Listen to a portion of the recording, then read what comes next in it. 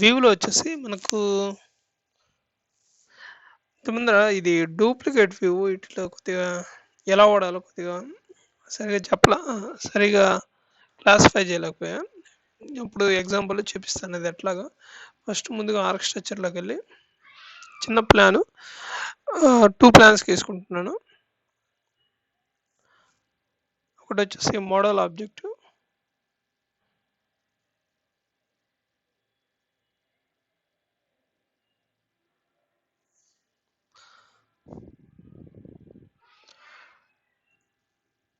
చిన్న ప్లాన్ లాగా.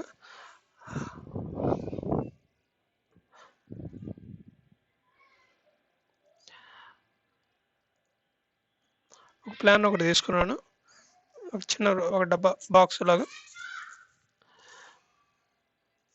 రెండోది అదేవిధంగా 2D డ్రాయింగ్ కూడా గీస్తాను. డీటెయిల్ లైన్స్ అంటే మనం 2D డ్రాయింగ్స్కి ఇస్తాం.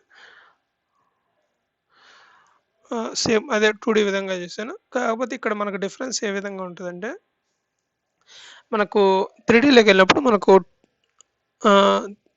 3D ఆబ్జెక్ట్ మాత్రమే వస్తుంది, 2D ఆబ్జెక్ట్ మనకు కనపడదు. అది మామూలుగా డిఫరెన్స్ ఉంటుంది. రెండోది వచ్చేసి ఇక్కడ ముందర లెవెల్లో ఉండి ఇక్కడ ఉంది కదా మనకి ఇక్కడ duplicate view, duplicate with detail. Duplicate view అంటే మనకు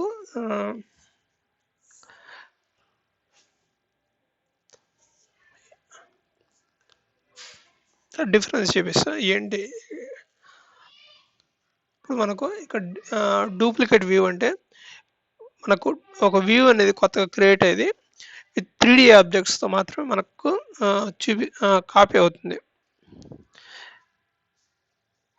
మనకు ప్లాన్లు ఏమున్నాయి, రెండు ఉన్నాయి కదా, 3D ఉంది, 2D ఉంది, రెండు ఉన్నాయి. సేమ్ అదేవిధంగా డూప్లికేట్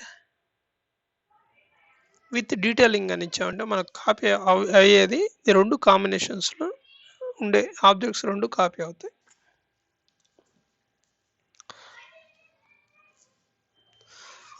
ఇది దీంట్లో ఈ రెండిట్లో వ్యూలో డూప్లికేట్ వ్యూ, డీటెయిలింగ్ ఈ రెండిట్లో ఉండే డిఫరెన్స్ అదొకటి. రెండోది వచ్చేసి యూజర్ ఇంటర్ఫేస్ అనేది మనం ఏ విధంగా వాడతాం రివిట్లో చూసుకున్నప్పుడు.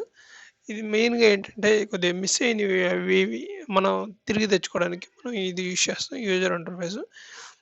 దీంట్లో మనకు మెయిన్గా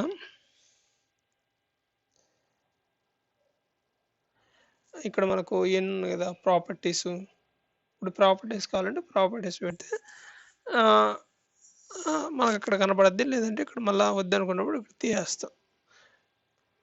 సిస్టమ్ బ్రౌజరు ఇట్లా మనకు కావాల్సినవి వచ్చేసి మనం ఇక్కడ ప్రజెంట్ చేసుకుని రెగ్యులర్గా వాడుకునేటివి చూపించడానికి కానీ వాటి గురించి వాడతాం. కొన్నిసార్లు ఇక్కడ ప్రాజెక్ట్ లేదు, నాకు అక్కడ లేదు, తీసుకొచ్చుకోవాలంటే అందుకు మనకు యూజర్ ఇంటర్ఫేస్ పనికి వస్తుంది.